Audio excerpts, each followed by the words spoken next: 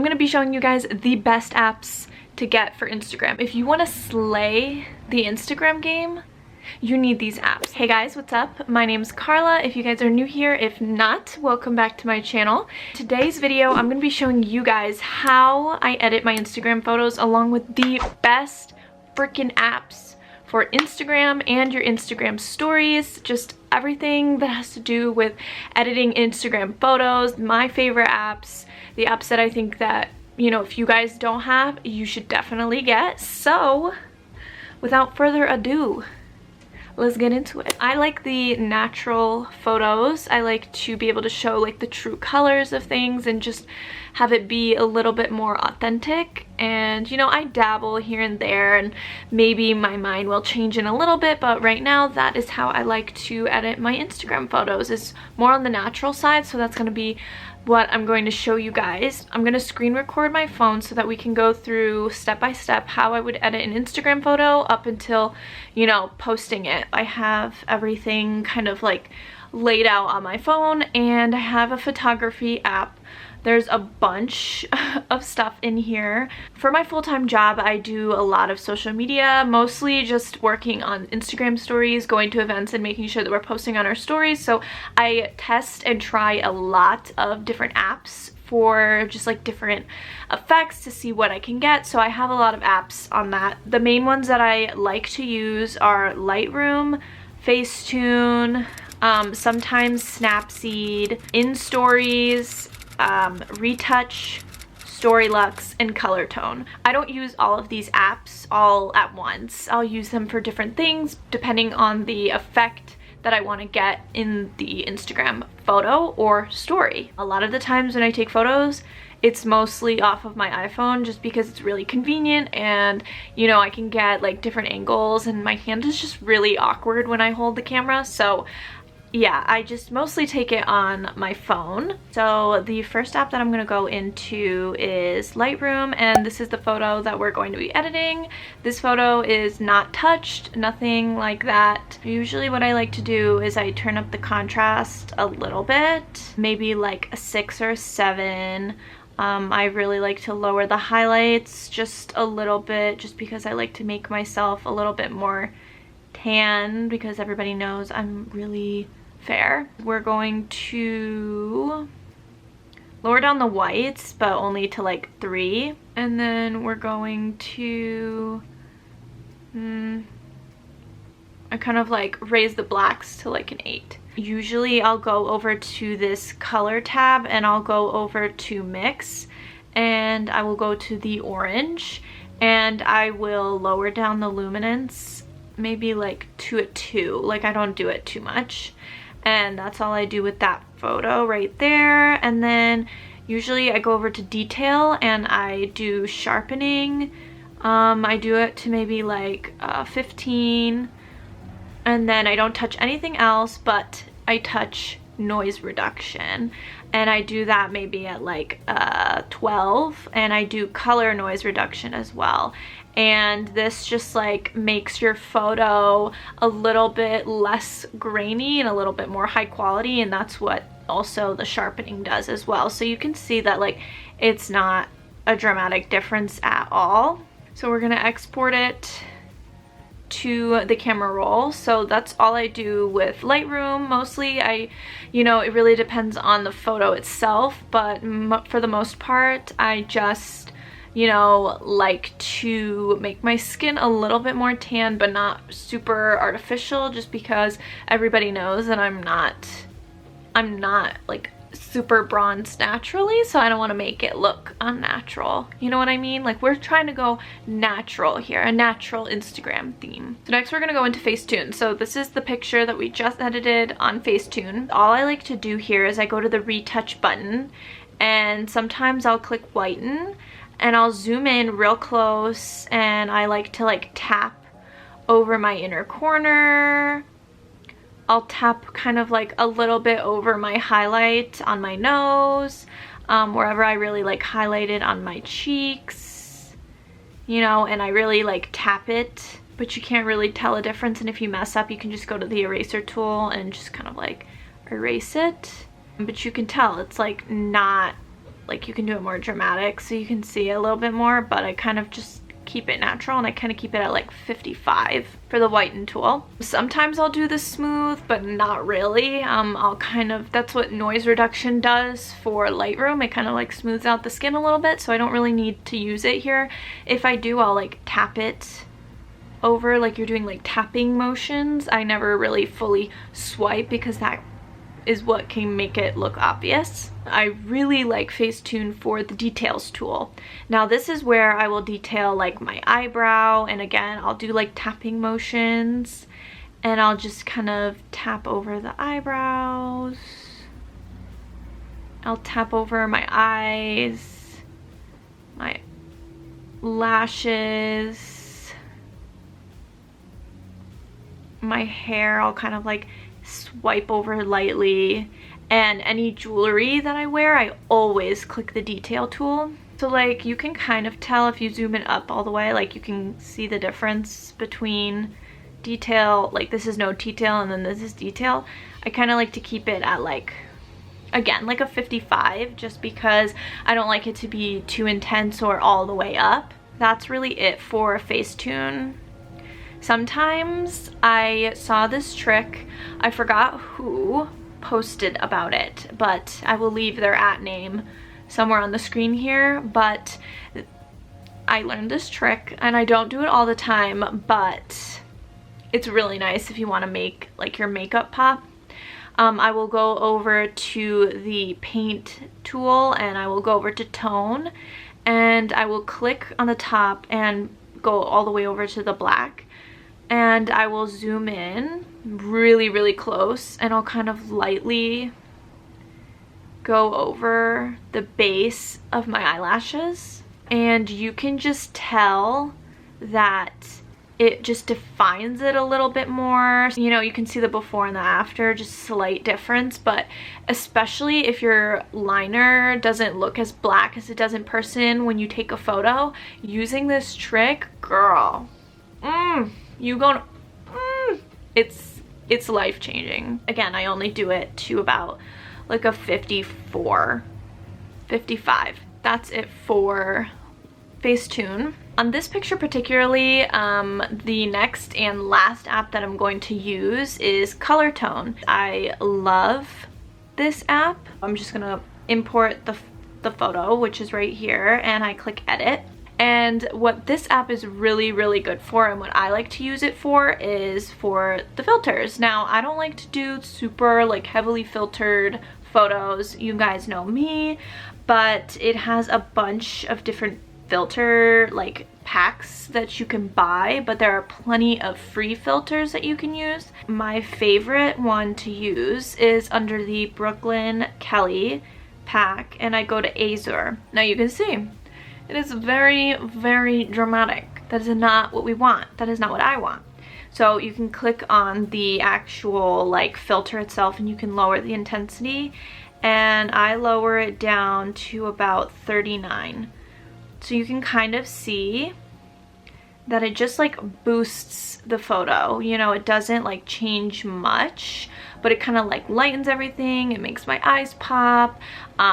It just kind of like makes everything look a little bit more cohesive, and it's not super dramatic, which is what I like. There's just so many different like ones that obviously some are a little bit more dramatic, like I would never do it like that, but you can like lower the filter to make yourself look a little bit more tan. But definitely my favorite one is Azure, and I lower it down to about like a 40, and it just like boosts the photo.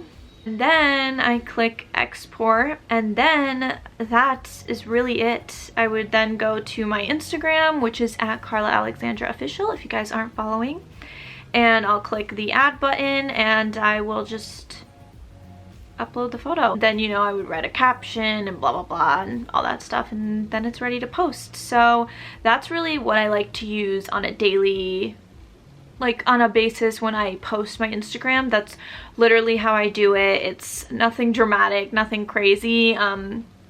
That's just what I prefer, what I like. So one of my favorite apps to take out, like if I have a really bad blemish or something that I want to like remove in terms of like my face and like retouching, or I want to be more selective on lighting, say I take like a really dark photo, I will use Snapseed. Now you can, again, take the photo, and I'm just gonna use the photo that we just used as an example, and you can go over, there's a bunch of filters on there. I never use them, but you can. I go over to tools. Now, what I like to use specifically is the selective and the healing tool. The selective tool, it helps brighten up certain parts of the photo rather than overly exposing your skin and making you just look really washed out. You can click on where you want to lighten, and you basically just scroll to the left or to the right if you want to brighten that specific area. So you can just kind of like scroll like this and see how it lightens that certain area. And then if you hold it down, kind of like hold your finger and slide up or down, it'll have contrast, saturation, and structure.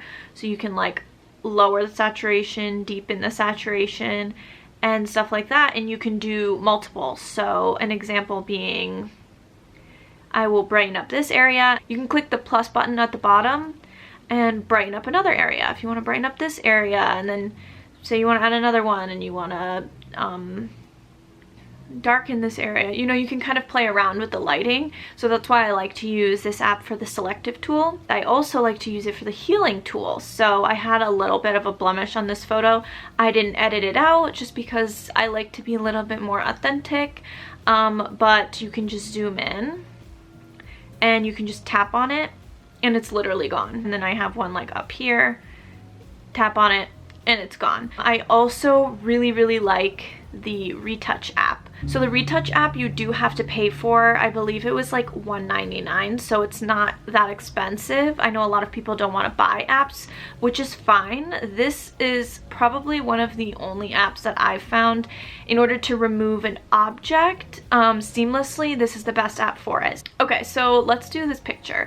I uploaded it on Instagram as well, and my dad has a like big flag type thing hanging up on the wall, and I wanted to remove it. So there's different settings that you can use, but mainly I use the object removal. You zoom in where you want, and I find it works best when you're more exact. And I kind of just trace it and color it in where you want the object to be removed, and then you click go. And just like that, it's gone. Now, it's not going to be perfect all the time. You might have to do it a few more times. You can just kind of remove things, and it's honestly the best if there's like a can on the ground, or you go outside and you're taking photos outside and there's something on the ground that you don't want. Use this app. It's amazing if you want to like remove things. Again, they have a quick repair, so you can remove blemishes, stuff like that. But I mainly use it just for the object removal tool. The last like editing app in terms of Instagram photos is Snow, and the main reason I like to use this app is because I like the glitter effect. I learned about this from Maddie Bernard here on YouTube, and I love her photos. She's just such a mood. All she did was she took to the effects, and it was just the bling effect, and there's different types of bling, and you can like add sparkles, like high intensity, just like this photo right here that I added on Instagram. I used the Snow app. So if you want just like a little bit of sparkle and to make your pictures look a little bit more different, the Snow app, the bling effect, is amazing.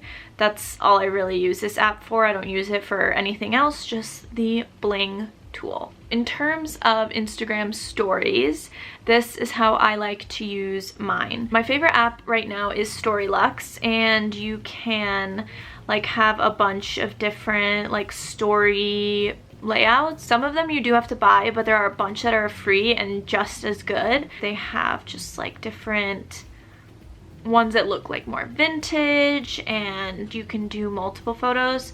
They have like film. You can change the backdrop. I really like this one. This one looks like bed sheets. It just looks so good. They have paper, so it looks like it's ripped, which I used in this photo right here. I really enjoy this app. It's one of my favorites. Another app that I like to use is Instories. So on Instories, you do have to buy some of them too. you. That's just the way the game works. Is a lot of these apps, they do have additional plugins that you have to download and buy, but there are free ones, and these are more a little bit, I feel, more professional. So if you're more on the business side and want to improve your business, this is definitely one of the better apps in terms of like more free-flowing and just a little bit more professional. They have like minimal, new in blog, mood board, a bunch of different things. So as you can see, it's a little bit more professional. Everything kind of like moves a little bit differently. It's not as like, it's a little bit more simple, and this is why it's the minimal one. One's for food, but again, that's on the Pro,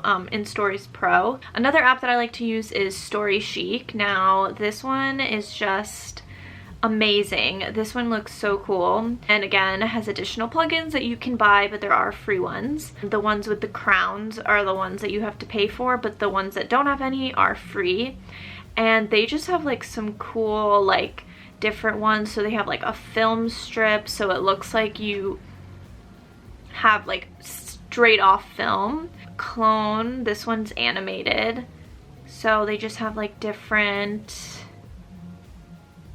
types of, very creative. Another app that I really like is Story Art, and this one's very similar. This one has just a bunch more animated, and they're just a little bit different, so I really like to use this one. This one has really cool like ones that look like computer screens, like the exit and close windows, and this one's really cool. So anything like quirky like that I really like to use. An app that's a little bit more typical that people use is Unfold. This is really like the typical app that a lot of people use for their stories. They have a great selection if you want to buy different filters or different packs. Last app that I like to use is Spark Post. Now this is Adobe Spark Post, and again, the ones that are tagged in yellow are the ones that you have to buy in order to use, but they have a bunch of like different animations that you can edit. They just have a bunch, and you can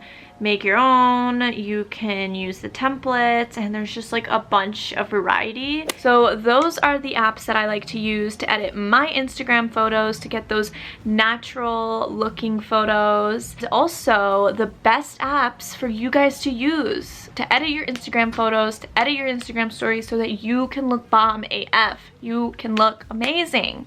And you will look amazing, because all of you are beautiful. Just keep in mind that Instagram is not that serious. It's just an app. It's supposed to be creative and expressive, and, you know, to be able to express your creativity and make bomb-ass photos. I hope you guys learned something. If you guys try out any of the apps that I use, tag me on Instagram at Carla Alexandra Official. Again, it will be linked down below. It's been one of those days, honestly, and like, you should see my room right now. It is not a pretty sight. All right, bye guys.